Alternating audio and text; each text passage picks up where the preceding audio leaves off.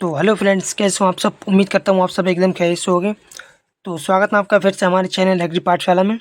तो आज की वीडियो में आपके लिए लेकर आया हूँ बीएससी ऑनर्स एग्रीकल्चर के फोर्थ सेमेस्टर के water management for crops subject के top 35 important objective type questions, जो कि आपके एग्जाम के लिए काफ़ी ज़्यादा इंपॉर्टेंट हैं। और दो पार्ट 35 क्वेश्चन के मैं ऑलरेडी इस सब्जेक्ट के बना चुका हूँ। तो अगर आपने अभी तक वो पार्ट नहीं देखे हैं तो आप लोग चैनल पर जाकर देख लीजिएगा, जिससे आपको एग्जाम में काफ़ी ज़्यादा हेल्प मिल जाएगी। तो चलिए इस वीडियो की शुरुआत करते हैं। और अगर आपको इसकी पीडीएफ चाहिए तो आप हमारे टेलीग्राम चैनल को ज्वाइन कर सकते हैं, जिसका लिंक डिस्क्रिप्शन बॉक्स में है।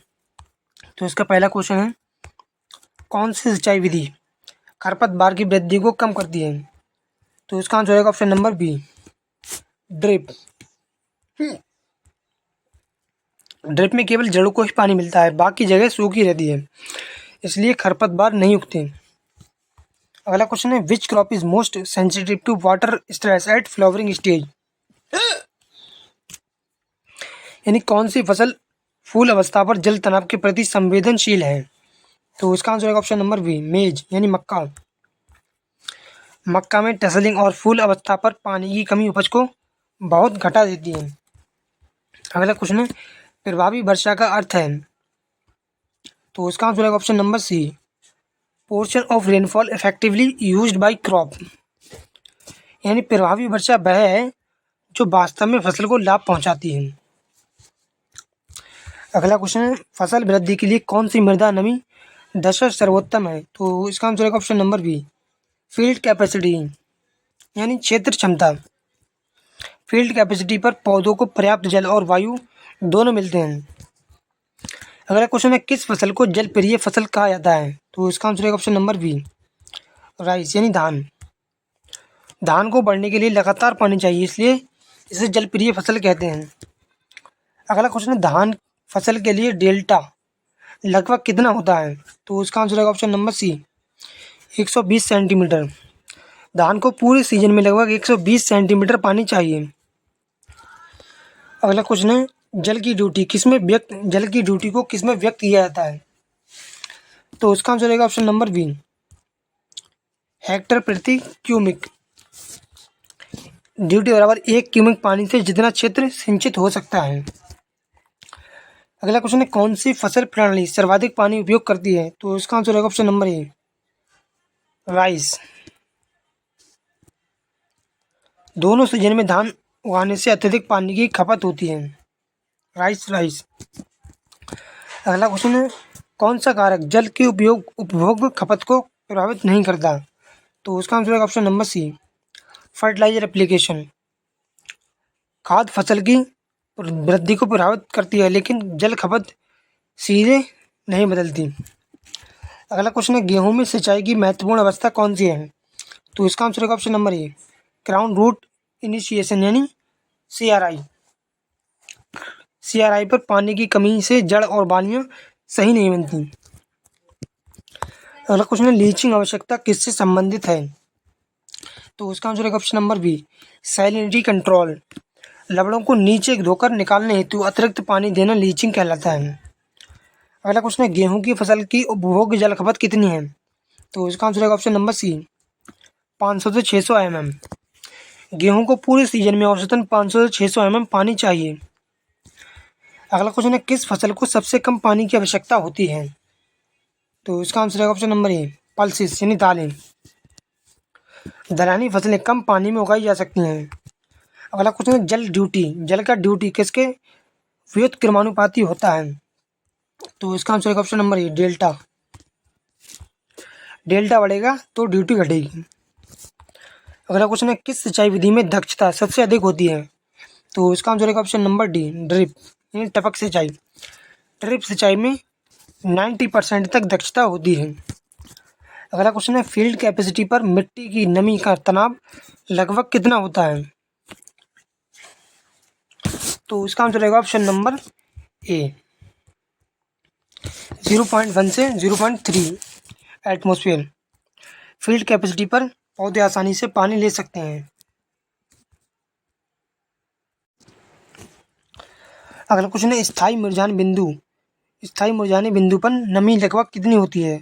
तो इसका आंसर है ऑप्शन नंबर सी, 15 एटीएम यानी 15 एटमॉस्फेयर।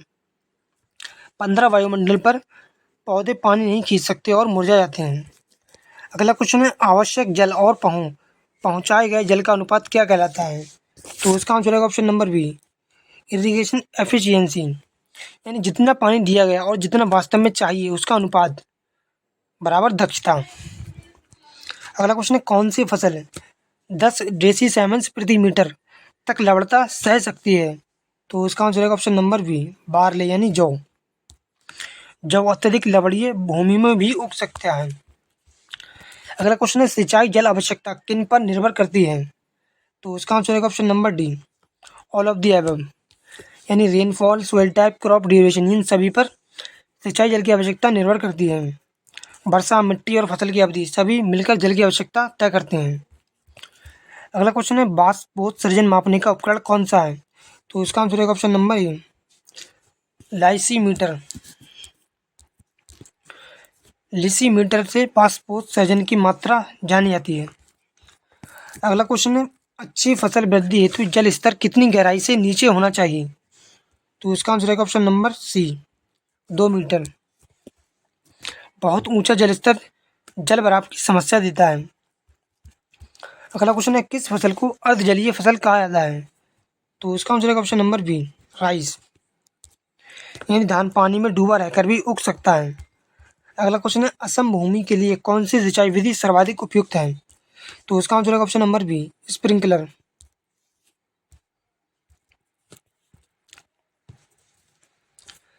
यानी स्प्रिंकलर असमतल भूमि पर भी आसानी से काम करता है। अगला क्वेश्चन है, सिंचाई अंतराल का अर्थ है?